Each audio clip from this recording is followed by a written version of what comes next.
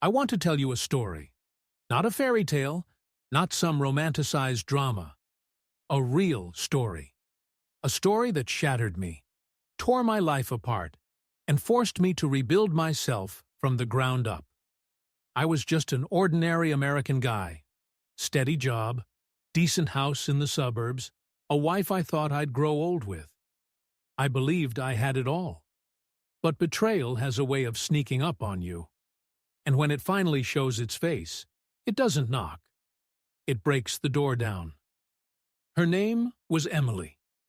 We married when I was 27, and I swear to you, for years I thought I was the luckiest man alive.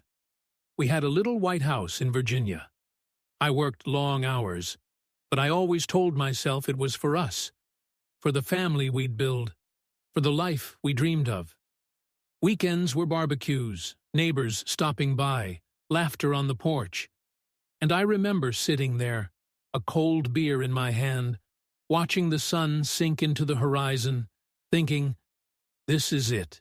This is happiness. But happiness can be an illusion. Cheating doesn't come crashing down on you all at once. It seeps in like water through cracks. I noticed Emily smiling at her phone more than at me. She guarded it, carried it everywhere like it was a lifeline. She started having late meetings, errands, girls' nights. I brushed it off, told myself I was paranoid. Until one night, her phone lit up while she was in the shower. The message read, "I can still taste your lips. Same place tomorrow?" My stomach dropped. My hands shook. In that moment, the world I built turned into a house of cards collapsing in front of me. I didn't confront her right away. Instead, I walked around with that knowledge burning inside me. Every time she said, "Don't wait up, I'll be at my sister's," I felt like I was being stabbed. I'd sit at the dinner table, watching her chew her food, and think, "You're lying to my face. To your husband. To the man who gave you everything.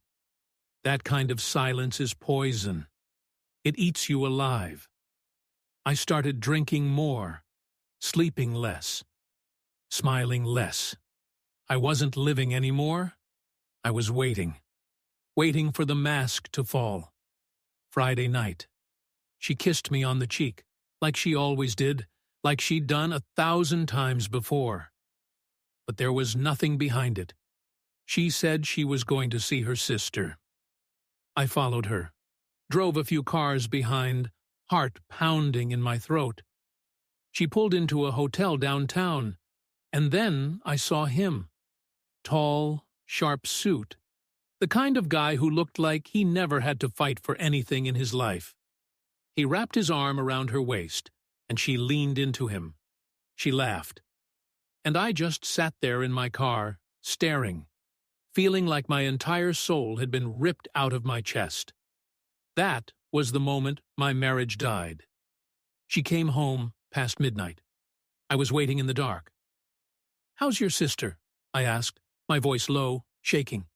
She froze. "I saw you," I whispered. "The hotel. Him. I saw everything." Her face went pale, and then the floodgates opened. Excuses, tears, begging.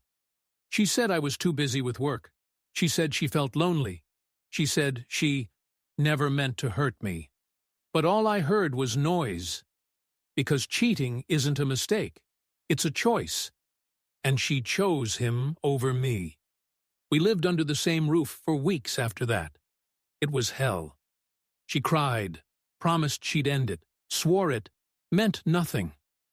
But every time I looked at her, all I saw was the hotel, his hands on her, her smile that used to be mine. Cheating doesn't just kill trust. It kills the man you used to be. I looked in the mirror and didn't recognize myself anymore.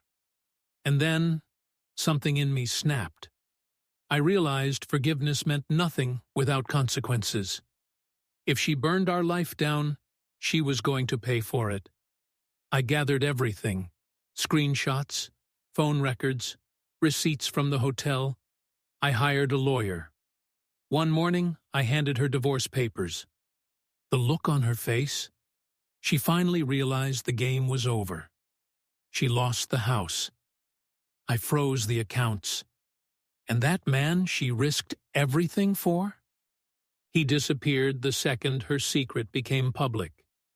Emily was left with nothing but shame. She became the whisper of the neighborhood, the woman who threw it all away. As for me, it wasn't easy. The nights were long. The silence in the house was heavy. But slowly, I started living again. I went back to the gym. I started running at dawn, feeling the air in my lungs, feeling alive again. I reconnected with old friends. I traveled. And for the first time in years, I felt free. Sometimes she still writes me, begs to meet, says she's sorry. But I don't feel anger anymore.